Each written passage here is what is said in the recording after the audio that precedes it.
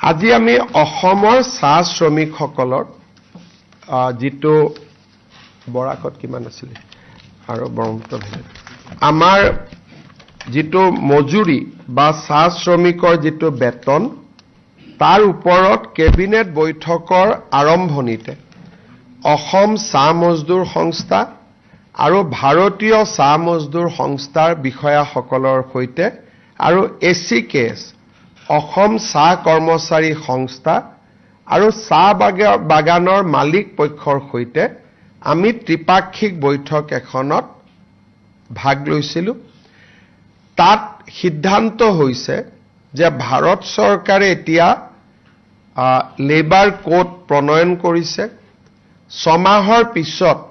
চাহ শ্ৰমিকসকলৰ মজুৰি নিৰ্ধাৰণৰ প্ৰক্ৰিয়াটো আমি আৰম্ভ কৰিব লাগিব নতুন লেবাৰ কোড মতে পশ্চিমবংগই সেই কাৰণে চাহ শ্ৰমিকৰ মজুৰি বৃদ্ধি কৰা নাই কাৰণ লেবাৰ কোড মতে কৰিবই লাগিব কিন্তু বাগানৰ শ্ৰমিকসকলে ফাইনেল মজুৰি নিৰ্ধাৰণ হোৱাৰ আগতে অন্তৰ্বৰ্তীকালীন এটা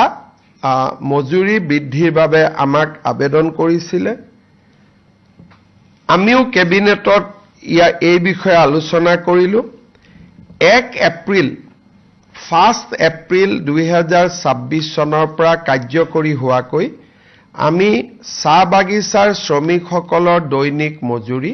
30 টকা বৃদ্ধি কৰিছো ইয়াৰ ফলত ব্ৰহ্মপুত্ৰ ভেলীৰ চাহ শ্ৰমিকৰ মজুৰি 280 টকা হ'বগৈ বিজেপি চৰকাৰ যেতিয়া আহিছিল চাহ শ্ৰমিকৰ মজুৰি 116 টকা আছিল আজি আমি 116 টকাৰ পৰা ইয়াক 280 টকালৈকে লৈ আহিলো বৰাক ভেলীত এই দৰমহা বৃদ্ধিৰ ফলত বৰাক ভেলীত দৰমহা আগতে 228 টকা আছিল এতিয়া বৰাক ভেলীত দৰমহা 258 টকা হ'ব